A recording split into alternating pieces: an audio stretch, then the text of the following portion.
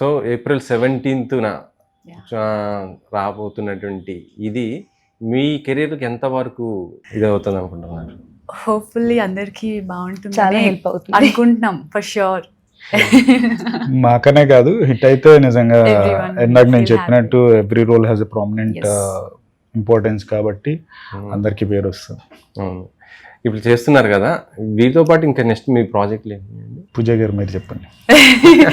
Right now అయితే దీనిపైనే ఉంది అండి. దీనిపైనే. After releasing this go for అచ్చా, ఇవి ఒకప్పుడు అంటే ఏదో ఉండేది, ఇప్పుడు ఏంటంటే వెబ్ సిరీస్ చేసినా ఈక్వల్ టు సినిమానే అయిపోయింది. Audience Yeah. బాగా రీచ్ అయిపోతున్నారు మంచి. అండ్ నౌ దీస్ డేస్ అవుతుంది. ఏంటంటే వెబ్ సిరీస్ ఇవి ఎక్కువ ఉంది, లైక్ Hmm. జనాలు ఎక్కువ ఇష్టపడుతున్నారు అవును. చూడడానికి. సో వీఆర్ హోపింగ్ ఇది అందరికి సక్సెస్ Yeah. తీసుకొచ్చి. పర్టికులర్ మీకు ఏ జాన్ అంటే ఇష్టం ఉంటుంది ఎక్కువ? ఐ ఎంజాయ్ ఎవ్రీ జానరా అండి. Yeah, I yeah. Enjoy all genres. మీకండి అర్జున్ గారు? జోనర్ అనే దానికన్నా out of the box content ఏమున్నా నేను బాగా చూస్తాను. Yes. అంటే ఇప్పుడు ఉన్న ఓటీటీ ప్లాట్ఫామ్స్ అన్నిట్లో మనకు వెరైటీ ఆఫ్ ఓటీటీ ప్లాట్ఫామ్స్ ఉన్నాయి. సో జనాలు చూసే పర్స్పెక్టివ్ కూడా మారిపోయింది. రెగ్యులర్ గా ఉంటే చూడడం మానేస్తున్నారు. So out of the box చాలా వస్తున్నాయి, చాలా హిట్ అయినాయి కూడా. అట్లాంటి కాన్సెప్ట్స్ ఏమన్నా రెగ్యులర్ గా అంటే ఇప్పుడు మరి సీరియల్స్ కూడా చేస్తున్నారు కదా, అది డైలీ ఎపిసోడ్స్ లాగా ఉంటాయి కదా, టీవీ ఇప్పుడు చేయట్లేదు. దూరం పెట్టారు ఇప్పుడు? దూరం అనేం కాదు, కొంచెం బ్రేక్ తీసుకున్నాను నేను. బ్రేక్ తీసుకుందాం. కొంచెం నాకు సెల్ఫ్ టైం తీసుకుందాం అని కొంచెం బ్రేక్ తీసుకున్నాను. అంటే ఎందుకని అంటే యాక్చువల్లీ అంటే రెగ్యులర్ గా ఉంటే ఆడియన్స్ ఇంకా బాగా దగ్గర ఉంటారు కదా. అది అట్లా ఏం లేదండి, ఆడియన్స్ మనం ఎప్పుడు కనపడినా ఆదరిస్తారు. అంటే సినిమా అంటే ఇప్పుడు ఒక సినిమా తీసామంటే మళ్ళీ ఇంకో సినిమా చేయడానికి దాదాపు 1 year పడుతుంది, లేదా టైం అయితే ఎక్కువ పడుతుంది తీసుకోవడానికి. కానీ ఇదైతే సీరియల్ అనుకోండి, రెగ్యులర్గా ఆడియన్స్ అలా కనెక్ట్ అయ్యారంటే వాళ్ళు ఆ టైం దానికి ఇచ్చేస్తుంటారు. ఇప్పుడు వెబ్ సిరీస్ అయినా మళ్ళీ ఇంకో నెక్స్ట్ వెబ్ సిరీస్ వచ్చేదాకా మనం అలా ఉంటాం. అవును. అందుకని అట్లా ఏం లేదండి, షోస్ ఏమైనా హోస్టింగ్ వస్తే చేస్తుంటాను, కనపడుతూనే ఉంటాను, అట్లా ప్రాబ్లం ఏం లేదు. లేకపోతే మా ఆడియన్స్ అందరికీ సోషల్ మీడియాలో ఇంటరాక్ట్ అవుతూనే ఉంటాను. అర్జున్ గారు వాంట్ టు టచ్ ఏమంటుంటారు ఫ్యాన్స్, ఏమంటుంటారు మీరు సోషల్ మీడియా? అంటే ఇప్పుడు మనిషి అనేవాడు ఎవరైనా లైఫ్లో గ్రో అవ్వాలని చూస్తారు. ఫస్ట్ నేను మూవీస్ చేశాను, మళ్ళీ సిల్వర్ స్క్రీన్కి వచ్చాను. సిల్వర్ స్క్రీన్ మూవీస్ కన్నా ఎక్కువ పాపులర్ అయ్యాను. మళ్ళీ దాని తర్వాత అప్గ్రేడ్ అయ్యాను. Upgrade in the sense reality shows, Bigg Boss, and next kabaddi pro league హాట్స్టార్కి రీజనల్ కామెంటేటర్గా చేశాను. ఇట్లా అప్గ్రేడ్ అవుతూ వెళ్ళాలనే ఉంటుంది, కానీ ఎవరికైనా ఉన్న దాంట్లో అట్లాగా సెటిల్ అవ్వాలని ఎవరు చూడరు కాబట్టి. So I'm trying to upgrade my self అంతే. మీకు పర్టికులర్ ఏదైనా క్యారెక్టర్ అంటే ఇష్టమా? ఇలాంటి క్యారెక్టర్ నాకు వస్తే నాకు ఫస్ట్ నుంచి ఇది నేను ఇనిషియల్గా మూవీస్ చేస్తున్నప్పటి నుంచి లేదా టీవీ చేస్తున్నప్పటి నుంచి ఎప్పుడు చెప్తూనే వచ్చాను, నాకు వర్స్టైల్ యాక్టర్గా పేరు తెచ్చుకోవాలి, ఎప్పుడు హీరో అవ్వాలని అట్లా ఎప్పుడు నేను అనుకోలేదు. ఒక మంచి వర్స్టైల్ యాక్టర్ ఏ క్యారెక్టర్ ఇచ్చినా ఈడు ఎరగొడతాడరా అనేది అనిపించుకోవాలి జనాలతో అనేది నాకు ఎప్పటి నుంచి ఉంది.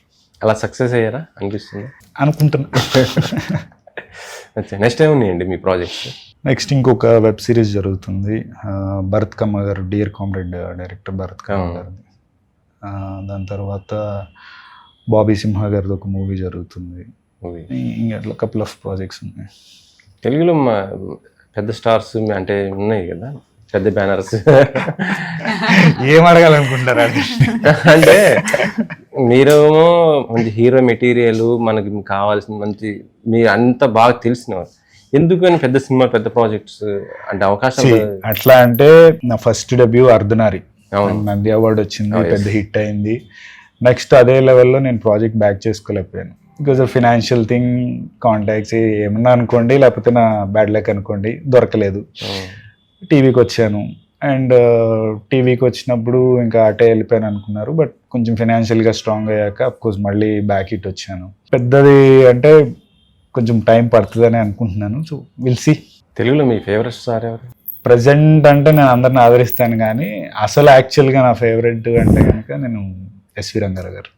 అయ్యో, ఎస్వి రంగారావు గారు అంటే మీరు మనం పుట్టక ముందు ఇప్పుడు అంటే యూజువల్గా చిన్నప్పుడు నాకు ఇంట్లో మా అమ్మమ్మ వాళ్ళు కానీ మమ్మీ వాళ్ళు కానీ బ్లాక్ అండ్ వైట్ ఎక్కువ చూస్తుండే వాళ్ళు. వాళ్ళకి ఆ సినిమాలు అంటే బాగా ఇష్టం కాబట్టి నాకు ఎందుకో చిన్నప్పటి నుంచి, పైగా మా father distributor, film distributor. So ఇంట్లో ఫిల్మ్ బ్యాక్గ్రౌండ్ ఎప్పుడు చిన్నప్పటి నుంచి ఉంది.